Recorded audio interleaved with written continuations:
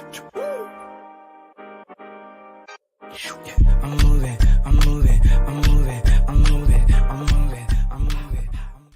Hello and welcome, guys. Peace. How's it going? It's your boy, Jay. That's me. WrestleMania is in 2 days, and I am, for the most part, excited. I truly am. I do think that Triple H will do extremely well for WrestleMania 39 both nights. Triple H has to hit WrestleMania 39 out of the park. He has to.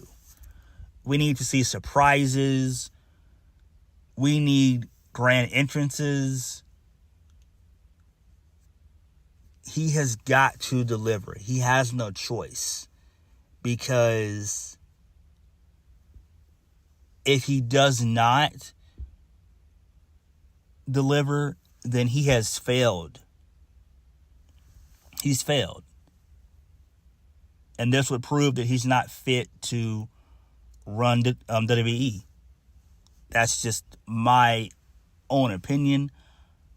I do think that Triple H will deliver. I do think that he does have surprises in store for both nights. I truly do. Because Triple H knows now that all eyes and ears are definitely on him. Everyone from the wrestling media to the IWC to the YWC, all of our eyes are on him, and we're all looking at him saying, you need to deliver. He's been running the ship for the last, 8-9 months. And now he has to truly deliver. Truly.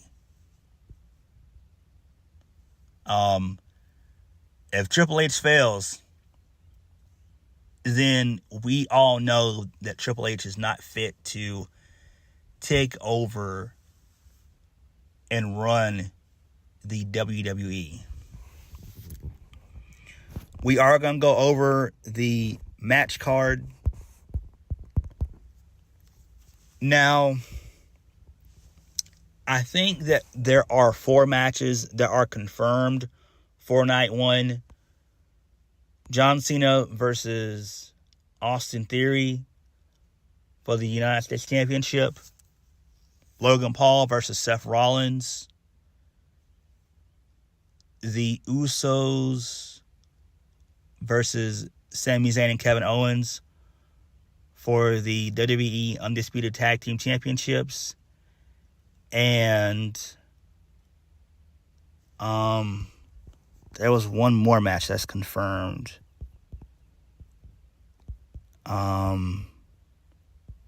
Asuka and Bianca Belair, I want to say. That's the 4th one. But those are the only ones that... Oh, no. My bad. The 6-woman tag. Trish Stratus, Lita, Becky Lynch versus Damage Control, Bayley, Dakota Kai, and Io Sky.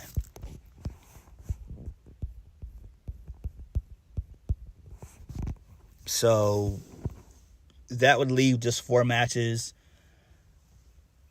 I do think that they'll probably add both showcase matches to the card as well. They'll be on the card and not the pre-show.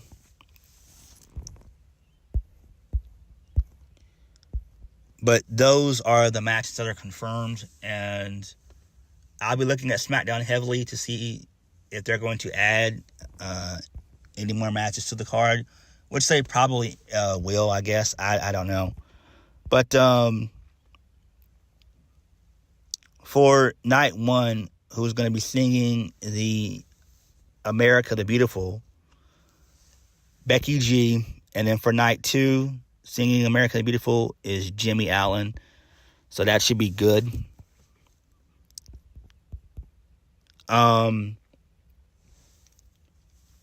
For the pre-show, I think it's just going to be just a regular pre-show for both nights. I've read articles and stuff where some people are saying it's going to be a 2-hour pre-show, which I don't believe that's going to happen at all. I really don't. That would be nonsensical. It really would. There would be no point in doing that. I think what they'll do is end up doing a hour pre-show where there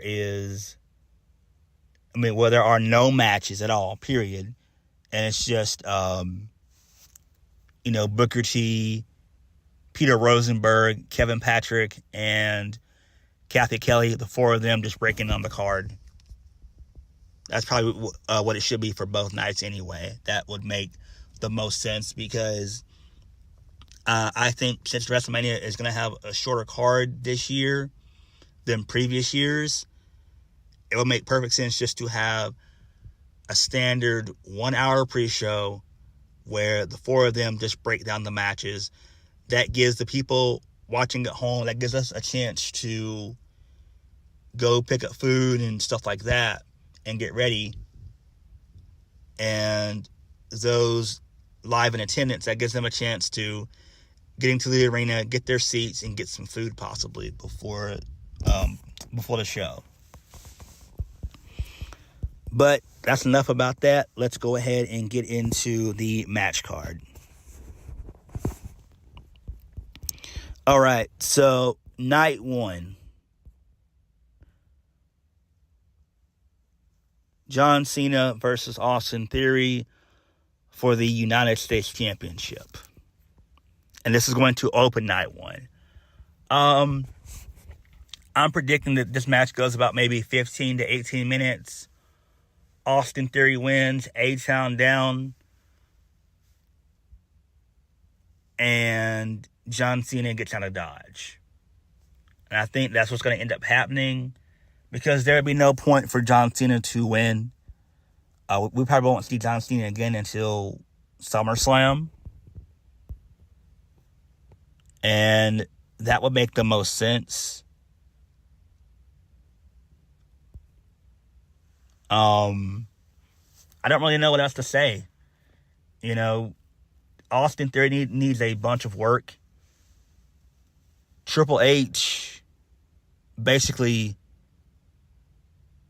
threw him at the bottom of the ocean when, he buried Austin Theory a while back. And he was able to survive, but it's a long road of recovery for one Austin Theory.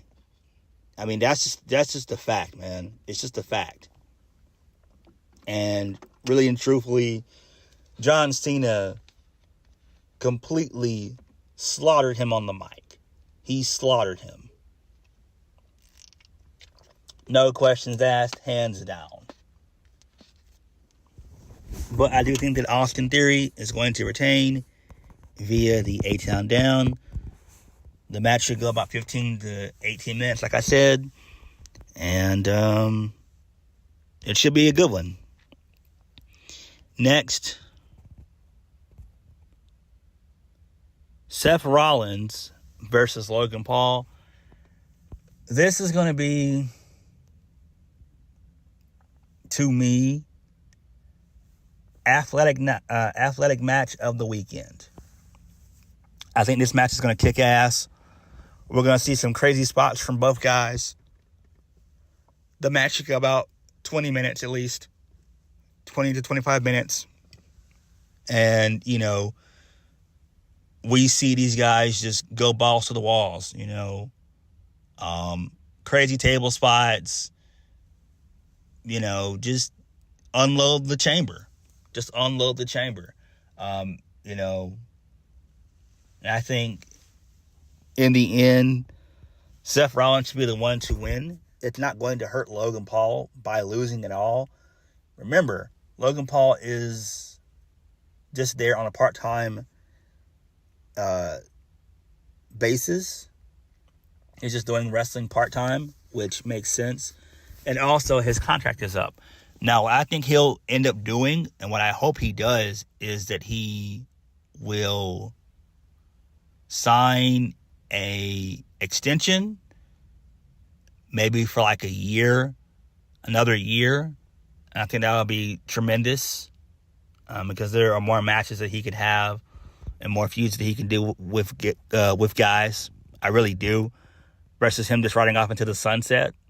You know, him and Bad Bunny are two of the best celebrity athletes that we've seen in quite some time. Just pick up on the sport and just, dominate. But Seth Rollins should win here. And we'll probably end up seeing Logan Paul again at SummerSlam. Possibly against, John Cena. I think that would be tremendous. Moving on.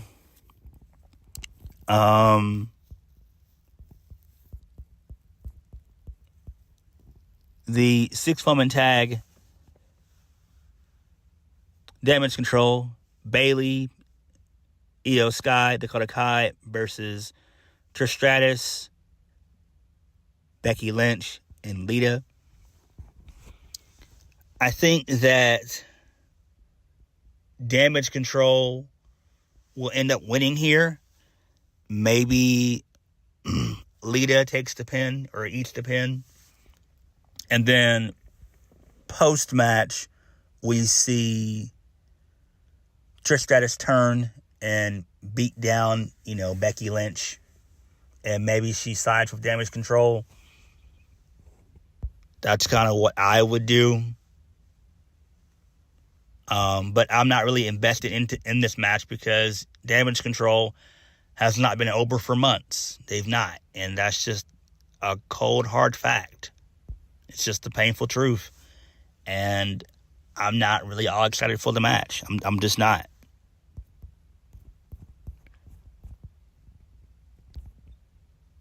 All right.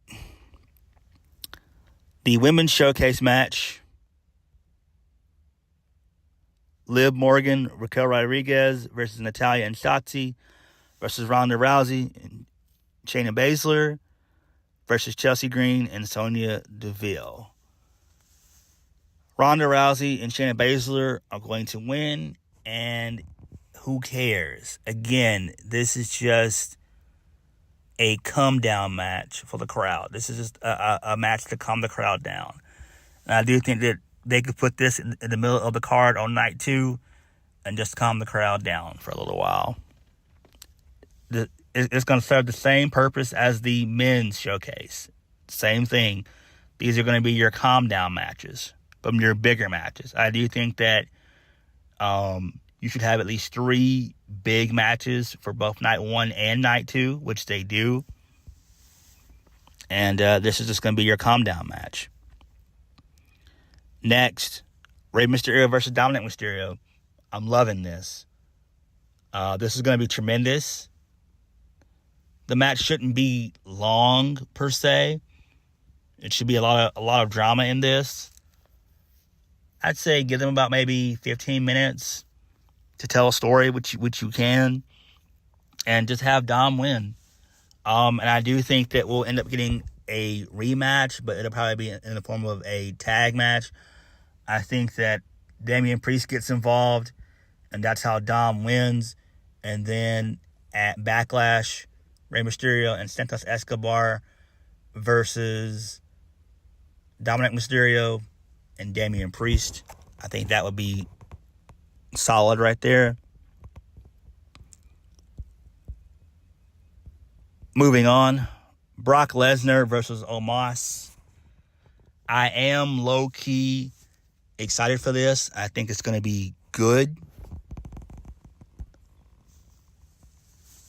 This match just needs to go about, I want to say at best, 8 minutes. And just have Omos just dominate like 95% of this match. And then out of nowhere, Brock hits, to make it believable, let's just say that Brock hits 2 F5s and he pins Omos that way. And that would be fine. But 8 minutes max is how long this match should be. 8 minutes. 8 minutes max. The bare minimum, 5 minutes. Nothing more, nothing less. All right, let's keep on moving. All right, the men's Fatal 4-Way Tag Team match. The calm down match for the crowd. The Viking Raiders versus Braun Strowman and Ricochet versus Alpha Academy versus the Street Profits. I don't really care about this. This is another way to get everybody on the card, per se. Doesn't really matter. Who gets the win here? I'm going to go with the Street Profits to win here. That's kind of what I would do, honestly. But who really cares? It's not really that important. I mean, if they win nothing. And if they lose nothing. So it doesn't matter. It's nonsensical. Just like the Women's Showcase. Same thing. It's just to get everybody on the card. These are just calm down matches. Like, it makes no damn sense, but it is what it is. Next. Demon Finn Balor versus Brood Edge inside Hell in a Cell. This is going to be great. This should be for night 2. I'm hoping this is going to be for night 2. That would be tremendous. Give these guys about 20 to 25 minutes to tell a story, which I know they can. And I think that Finn Balor should win this. You know, Edge is on his last leg. You know, we're winding down towards the end of Edge's career. And I do think, you know, Edge putting over Finn Balor would be the right move. And Balor would have to win clean, you know, as the Demon. And I do think, you know, after this is all said and done, I do think that Balor will be getting a pretty solid push after this. I really do. Especially with Triple H at the helm. Yeah.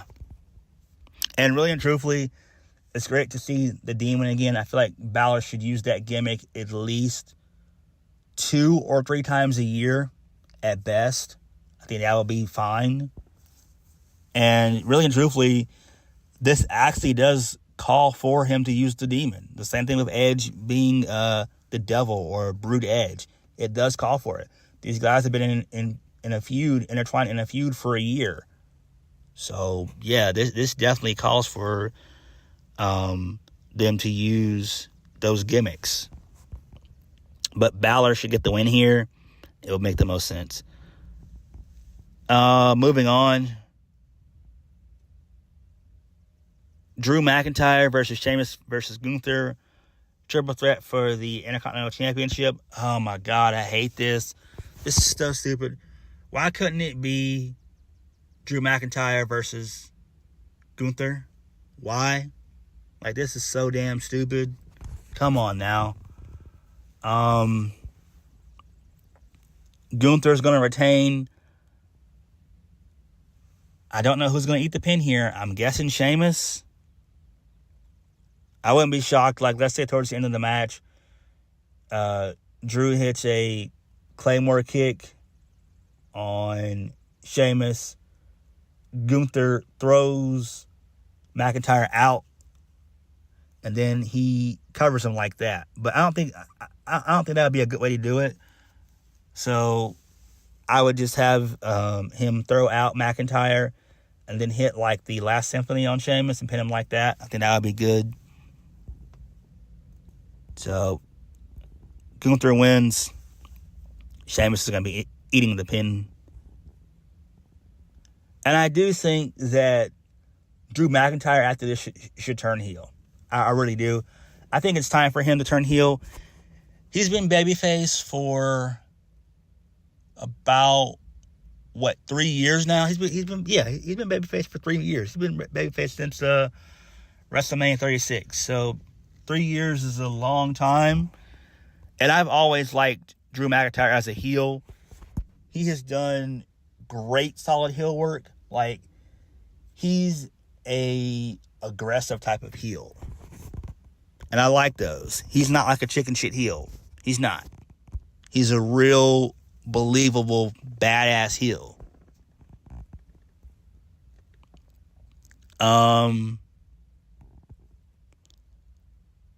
Night 2. Well, no, night 1. We're still on night 1. Well, it doesn't really matter. Who cares about the nights? Asuka versus Bianca Belair for the Raw Women's Championship. This is another match that I'm looking forward to, but the build was complete shit for this. It's been complete shit. Asuka needs to win here, and this needs to be a slow heel turn for Bianca Belair. Bianca does need to turn heel. It's time. We haven't seen her be a heel since her days in NXT. And I think she could really do well being a heel. I really, truly do. Like, I wouldn't be shocked if she joins the Hurt Business that's rumored to come back. Hopefully that does happen. Let's continue on with the women, shall we? Rhea Ripley versus Charlotte Flair. This will probably be the co-main event of night 1 for the SmackDown Women's Championship. Rhea Ripley needs to win. It makes the most sense. This is another story that has been shit. Why? Because of the build. It's basically been Rhea's... It's basically just been, legacy versus the need to win. That's all it's been. It's not really a story, Oh, no. It's destiny versus legacy. That's all it's been. Like, who cares? Like, this should be about Rhea proving to Charlotte that I can beat you, I can defeat you. You got one over on me years ago when I wasn't ready. Now I'm in the damn zone, and I'm going to take your title from you and run the division. So Rhea Ripley needs to win via the Riptide, and that's how I would do things. All right. Sami Zayn and Kevin Owens versus the Usos. Main event of night 1, which is exactly what it should be, for the undisputed WWE Tag Team Championships. This match is going to have a lot of drama in it, a lot of twists and turns. In the end, Kevin Owens and Sami Zayn should win. And then that starts the downfall of the bloodline.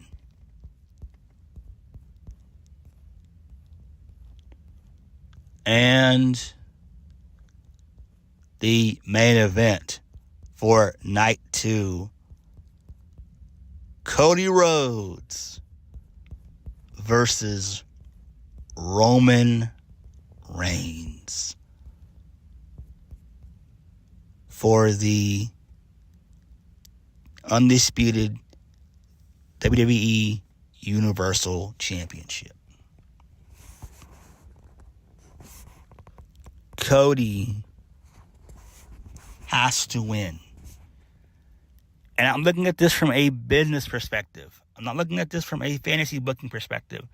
From a business perspective, Cody needs to win and dethrone Roman Reigns. The reason why we have not gotten the build that we should have gotten has been because of Roman Reigns. It's basically been Cody Rhodes and Paul Heyman holding this story down and, doing all of the legwork, and then Roman coming in and adding in his 2 cents to everything as well. That's all it's been.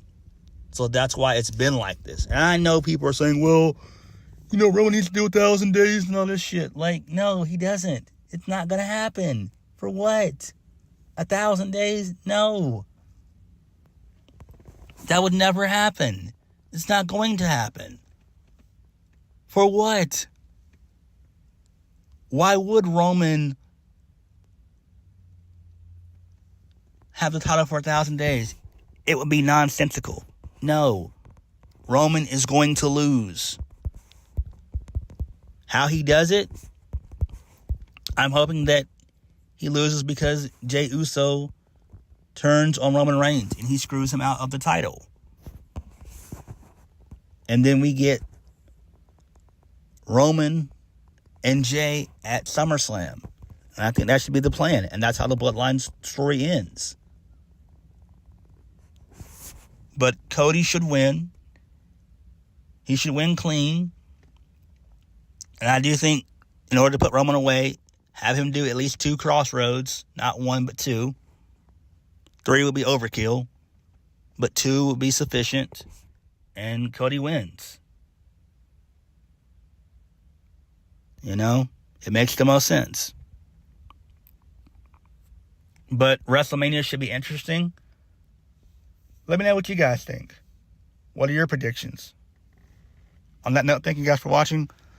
Please hit the like button, comment down below, and subscribe for my videos. I'll catch you guys later. Peace.